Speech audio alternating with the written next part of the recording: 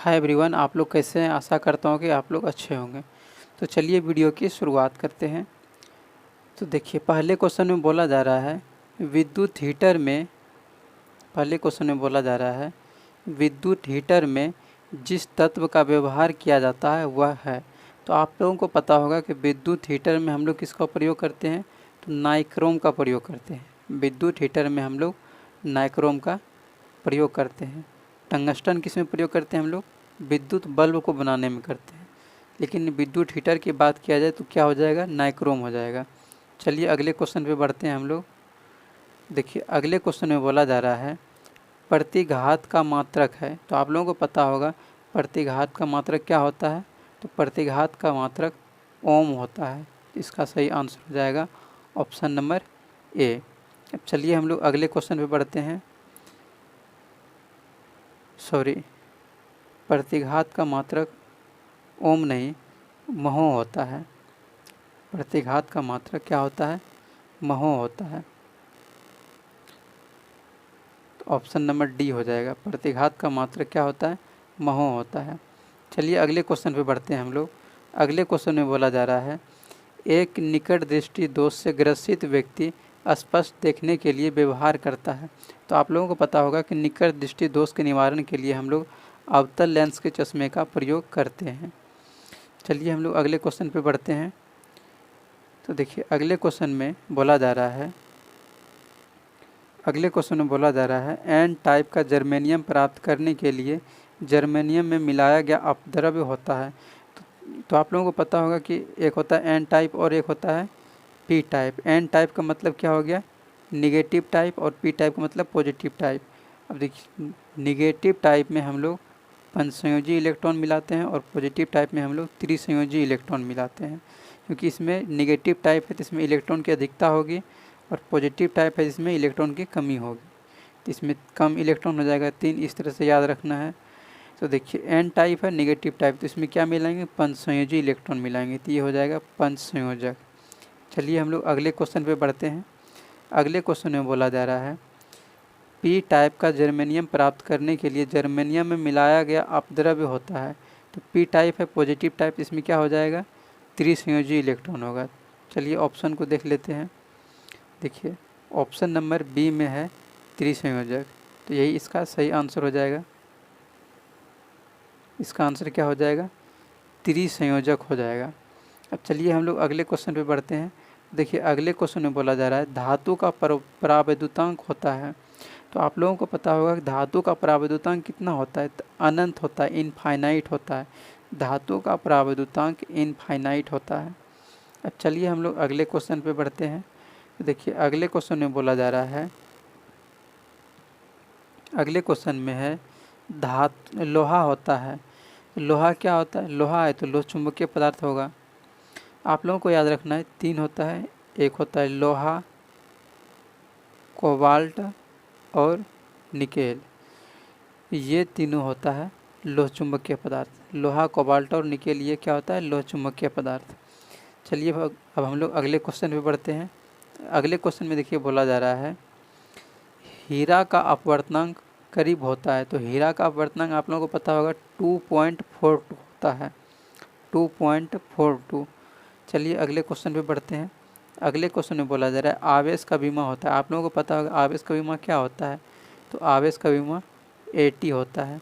विद्युत धारा और समय के गुणनफल को हम लोग आवेश कहते हैं, विद्युत धारा मतलब A, विद्युत धारा का हम लोग एम्पियर में मापते थे A, और समय का T, तो AT हो जाएगा। चलिए ऑप्शन को देख लेते हैं। तो देखिए ऑप्शन नंबर ए में देखिए AT दिया है, तो ये इसका सही आंसर हो जाएगा। चलिए अगले क्वेश्चन पे बढ़ते हैं। तो अगले क्वेश्चन में देखिए बोला जा रहा है मूल गेट के लिए निम्नलिखित में कौन सही है। तो आप लोगों को पता होगा कि मूल गेट कौन कौन सा आता है, ये 3 गो होता है, एंड और नॉट, एंड और नॉट, ये तीनों मूल गेट होता है। अब चलिए हम लोग अगले क्वेश्चन पे बढ़ते हैं। तो देखिए अगले क्वेश्चन में बोला जा रहा है, अगले क्वेश्चन में है सौर ऊर्जा का स्रोत होता है। तो आप लोगों को पता होगा कि सौर ऊर्जा का स्रोत क्या होता है, तो नाभिकीय संलयन होता है। संलयन का मतलब होता है जुटना, तो सौर ऊर्जा का स्रोत क्या हो जाएगा, नाभिकीय संलयन। नाभिकीय विखंडन की बात करेंगे तो वो किस में होता है, बम में होता है, हाइड्रोजन बम में, क्योंकि विखंडन का मतलब होता है बिखरना, विखंडन का मतलब बिखरना होता है। तो बम क्या होता है, बिखरता है टूट के, तो वो हो जाएगा नाभिकीय विखंडन। लेकिन सौर ऊर्जा का स्रोत बोला जा रहा है तो ये क्या हो जाएगा, नाभिकीय संलयन। चलिए हम लोग अगले क्वेश्चन पे बढ़ते हैं। देखिए अगले क्वेश्चन में बोला जा रहा है विद्युत का सबसे अच्छा चालक निम्नलिखित में कौन है। तो आप लोगों को पता होगा कि विद्युत का सबसे अच्छा चालक क्या होता है, तो चांदी होता है। विद्युत का सबसे अच्छा चालक चांदी होता है। चलिए अब हम लोग अगले क्वेश्चन पे बढ़ते हैं। तो देखिए अगले क्वेश्चन में बोला जा रहा है, अगले क्वेश्चन में है ट्रांसफार्मर के लिए निम्नलिखित में कौन सही है। तो देखिए आप लोगों को पता होगा कि ट्रांसफार्मर क्या करता है, ये एसी वोल्टता, सिर्फ और सिर्फ एसी, डीसी नहीं, एसी वोल्टता को या तो ये बढ़ा देगा या फिर ये घटा देगा। तो ये क्या करता है ट्रांसफार्मर, एसी वोल्टता को बढ़ाता है या फिर घटाता है, डीसी को कुछ नहीं करता है। तो देखिए ऑप्शन नंबर ए बोला जा रहा है एसी को डीसी में बदलता है, नहीं ये बिल्कुल गलत है। डीसी को एसी में बदलता है, ये भी गलत है। डीसी वोल्टता को बढ़ाता है घटाता है, आप लोग को बताएं सिर्फ एसी पर ये काम करता है, डीसी पर ये काम नहीं करता है, तो ये नहीं होगा। इसमें ऑप्शन नंबर डी इसका सही आंसर हो जाएगा, एसी वोल्टता को बढ़ाता या घटाता है। चलिए हम लोग अगले क्वेश्चन पे चलते हैं। देखिए अगले क्वेश्चन में बोला जा रहा है, अगले क्वेश्चन में है निम्नलिखित में किसका अपवर्तनांक सबसे अधिक होता है। तो आप लोगों को पता होगा कि कांच बोल रहे हैं, हीरा का अपवर्तनांक सबसे अधिक होता है, हीरा का अपवर्तनांक सबसे अधिक होता है। चलिए अब अगले क्वेश्चन पे बढ़ते हैं। देखिए अगले क्वेश्चन में बोला जा रहा है आवेशित गोलीय चालक के अंदर विद्युत क्षेत्र होता है। तो आप लोगों को पता होगा गोलीय चालक के अंदर बोला जा रहा है, आवेशित गोलीय चालक के अंदर क्या होता है, शून्य होता है। तो आवेशित गोलीय चालक के अंदर विद्युत क्षेत्र की तीव्रता कितनी होती है, शून्य होती है। अब चलिए हम लोग अगले क्वेश्चन पे बढ़ते हैं। तो देखिए अगले क्वेश्चन में बोला जा रहा है, अगले क्वेश्चन में बोला जा रहा है बूस्टर का नियम है। तो आप लोगों को पता होगा बूस्टर का नियम क्या होता है, बूस्टर का नियम होता है mu equal to 10 IP, mu equal to 10 IP होता है। तो ये इसका सही आंसर हो जाएगा ऑप्शन नंबर, देखिए ऑप्शन नंबर सी और डी दोनों सही हो जाएगा, गलत टाइप हो गया है एक ऑप्शन, इसका दोनों सही हो जाएगा answer, mu equal to 10 IP।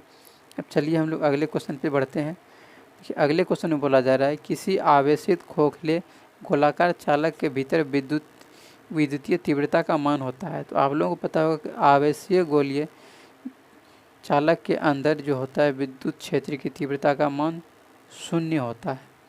चलिए हम लोग अगले क्वेश्चन पर बढ़ते हैं।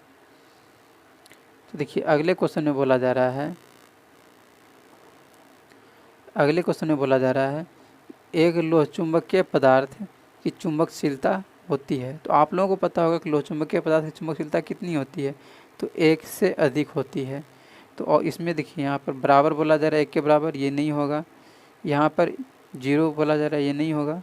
अब यहाँ पर ये क्या 1 से छोटा, ये भी नहीं होगा। इसका सही आंसर हो जाएगा ऑप्शन नंबर सी, यानी 1 से बड़ा होना चाहिए। अब चलिए हम लोग अगले क्वेश्चन पर पढ़ते हैं।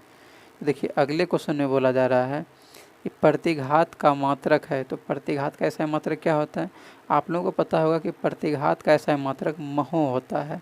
इसका सही आंसर हो जाएगा ऑप्शन नंबर ए, महो। अब चलिए हम लोग अगले क्वेश्चन पर चलते हैं।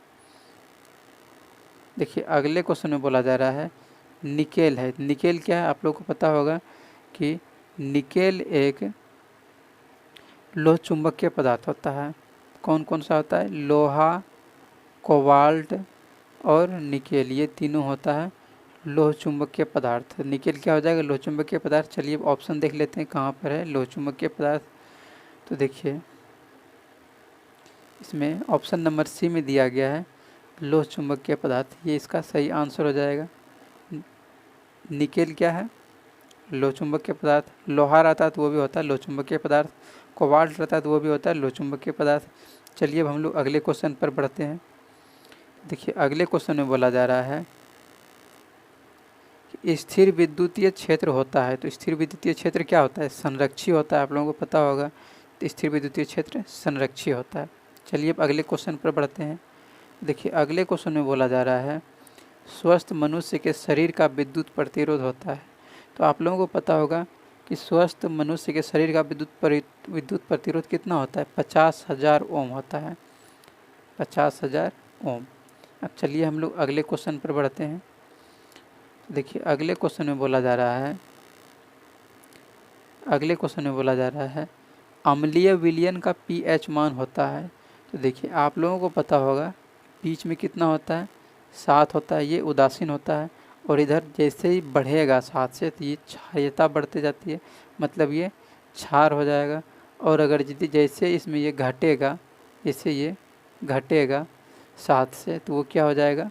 अम्लीय हो जाएगा। मतलब कि अम्लीय विलयन का पीएच मान क्या हो जाएगा? 7 से कम। तो ये हो जाएगा 7 से कम। और क्षारीय का क्या हो जाएगा? 7 से अधिक। और 7 किसका होता है? उदासीन के साथ होता है, जो कि जल होता है। अब चलिए हम लोग अगले क्वेश्चन पर बढ़ते हैं। देखिए अगले क्वेश्चन में बोला जा रहा है कूटपाद किस में पाया जाता है? तो आप लोगों को पता होगा अमीबा में कूटपाद पाया जाता है।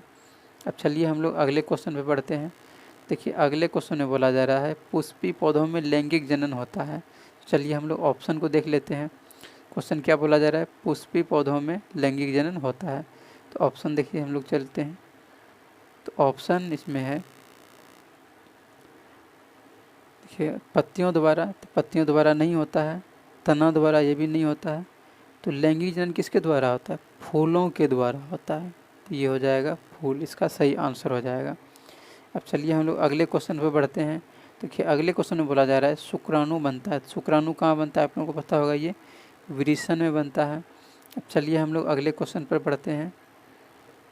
देखिए अगले क्वेश्चन में बोला जा रहा है, अगले क्वेश्चन में है कि आवर्त सारणी के उदग्र स्तंभों को कहा जाता है। तो आवर्त सारणी के उदग्र स्तंभ को क्या कहते हैं? तो आप लोगों को पता होगा ये क्या है? उदग्र स्तंभ है। आवर्त सारणी का ये उदग्र स्तंभ है। इसको हम लोग क्या कहते हैं? तो इसको हम लोग वर्ग कहते हैं। लेकिन यही अगर यदि क्षैतिज कतार होता है तो इसको हम लोग क्या बोलते हैं? आवर्त कहते हैं। इसमें बोला जा रहा है उदग्र स्तंभ, इसको हम लोग क्या बोलते हैं? वर्ग कहते हैं। तो इसका ऑप्शन नंबर ए सही हो जाएगा। अब चलिए हम लोग अगले क्वेश्चन पर बढ़ते हैं। तो देखिए अगले क्वेश्चन में बोला जा रहा है पीतल है। तो आप लोगों को पता होगा पीतल क्या है? पीतल एक मिश्र धातु है। पीतल क्या है? तो पीतल मिश्र धातु है। अब चलिए हम लोग अगले क्वेश्चन पर बढ़ते हैं। देखिए अगले क्वेश्चन में बोला जा रहा है, देखिए बहुत हल्का क्वेश्चन है, ये तो आप लोगों को पता ही होगा। ये तो प्रकाश के अपवर्तन के कितने नियम है? ये तो 2 होता ही है, ये तो आप लोगों को पता ही होगा। चलिए हम लोग अगले क्वेश्चन पर बढ़ते हैं। देखिए अगले क्वेश्चन में बोला जा रहा है कौन विद्युत का सर्वोत्तम सुचालक होता है? तो ये क्या होता है? चांदी होता है। तो चांदी Ag। चलिए हम लोग अगले क्वेश्चन पर बढ़ते हैं। देखिए अगले क्वेश्चन में बोला जा रहा है,